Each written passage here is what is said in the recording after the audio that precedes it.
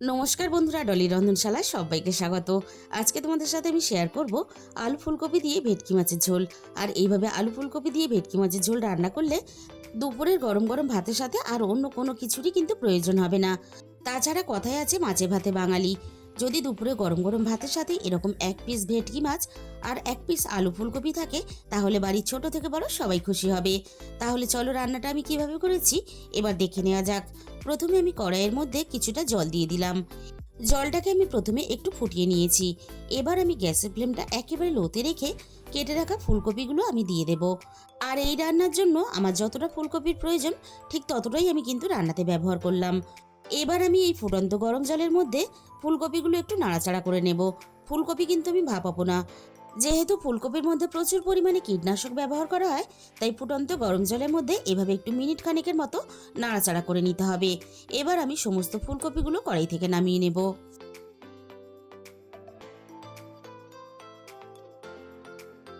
এবারে আমি কড়াইয়ের মধ্যে প্রয়োজন মতো সর্ষের তেল দিয়ে দেব। তেলটাকে আমি প্রথমে খুব ভালোভাবে গরম করে নেব।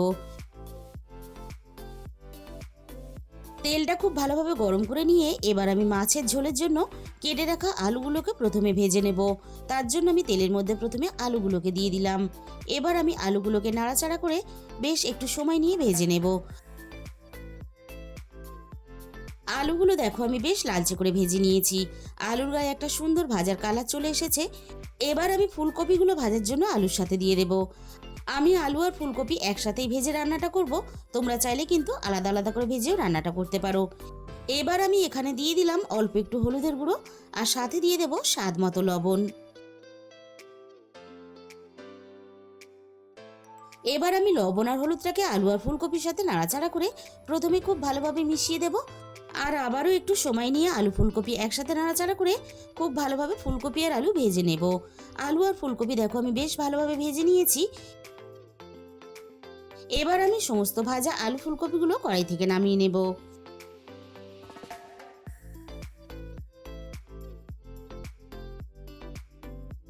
এবার আমি এখানে এক মুঠো বড়ি দিয়ে দিলাম। অল্প একটু মাছের ঝোলের মধ্যে বড়ি দিলে তাহলে রান্নার স্বাদটা অনেক বেশি ভালো হবে। আমি এখানে মটর ডালের বড়িটা ব্যবহার করেছি। তোমরা চাইলে কিন্তু যে কোনো ডালের বড়ি কিন্তু এই রান্নাতে ব্যবহার করতে পারো। বড়িগুলো নাড়াচাড়া করে দেখো বেশ লালচে করে ভেজে নিয়েছি। এবার আমি সমস্ত ভাজা বড়িগুলোকে কড়াই থেকে নামিয়ে নেব।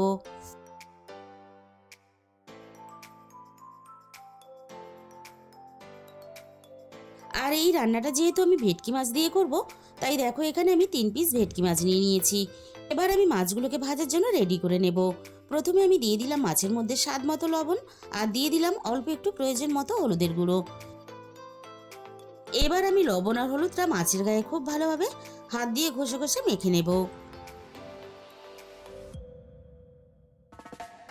লবণ আর হলুদ দিয়ে আমি মাছগুলোকে খুব ভালোভাবে মেখে নিলাম। এবার আমি মাছগুলো ভাজার জন্য একে একে তেলের মধ্যে দিয়ে দেব। মাছের একটা সাইড আমি প্রথমে খুব ভালোভাবে ভেজে নিয়েছি। এবার আমি অপর সাইডটা ভাজার জন্য উল্টে দেব।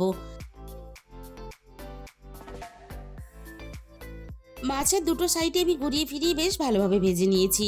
এবার আমি সমস্ত ভাজা মাছগুলোকে কড়াই থেকে নামিয়ে নেব। বাকি রান্নাটা করার জন্য আমি কড়াইটাকে ধুয়ে খুব ভালোভাবে পরিষ্কার করে নিয়ে কড়াইয়ের মধ্যে যেটুকু তেল ছিল সেই তেলটা আমি কড়াইয়ের মধ্যে দিয়ে দিয়েছিলাম। এবার আমি তেলের মধ্যে অল্প একটু ফোড়নে গোটা জিরে দিয়ে দিলাম। আর এই রান্নার জন্য প্রয়োজন মতো আদা আর একটা মাঝারি সাইজের টমেটো আগে থেকে আমি পেস্ট করে রেখেছিলাম। পেস্ট করা আদা আর টমেটোটা আমি ফোড়নের সাথে দিয়ে দিলাম। আদা আর টমেটোটা আমি মিনিট 2-3 মতো খুব ভালোভাবে কষিয়ে নিলাম। এবার আমি একে একে রান্নার গুঁড়ো মশলাগুলো দিয়ে দেব। প্রথমে আমি এখানে দিয়ে দিলাম রান্নার প্রয়োজন মতো হলুদের গুঁড়ো, আর সাথে আমি এখানে দিয়ে দিলাম ঝালের জন্য স্বাদ মতো লঙ্কার গুঁড়ো। আর লঙ্কার গুঁড়োটা কিন্তু অবশ্যই নিজেদের স্বাদ মতো ব্যবহার করবে। আর সব শেষে আমি এখানে দিয়ে দিলাম প্রয়োজন মতো জিরে গুঁড়ো, আর দিয়ে দিলাম এক মুঠো মটরশুঁটি। এবার আমি অল্প একটু জল দিয়ে দেবো মশলার মধ্যে, মশলাটা যাতে পুড়ে না যায়। এবার আমি একটু সময় নিয়ে মশলা আর মটরশুঁটি একসাথে খুব ভালোভাবে কষিয়ে নেব। মশলা যত ভালোভাবে কষাবে রান্নার স্বাদ কিন্তু তত বেশি ভালো হবে।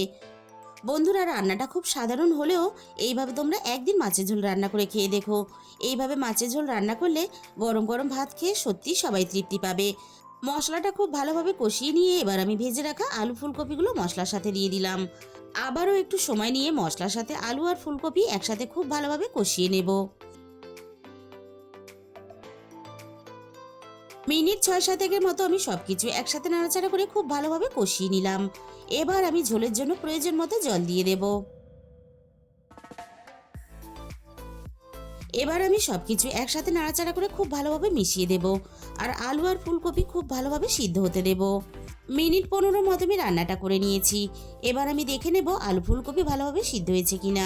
আলু আর ফুলকপি খুব ভালোভাবে সিদ্ধ হয়েছে আর রান্নার মধ্যে লবণের পরিমাণ একটু কম মনে হয়েছে, তাই আবারও একটু স্বাদ মতো লবণ দিয়ে দিলাম। আর একই সাথে আমি দিয়ে দিলাম অল্প একটু গরম মশলার গুঁড়ো। লবণ আর গরম মশলার গুঁড়োটা নাড়াচাড়া করে খুব ভালোভাবে মিশিয়ে দিয়ে এবার আমি ঝোলের মধ্যে দিয়ে দেব ভেজে রাখা বড়ি আর মাছ একসাথেই আমি দিয়ে দিলাম।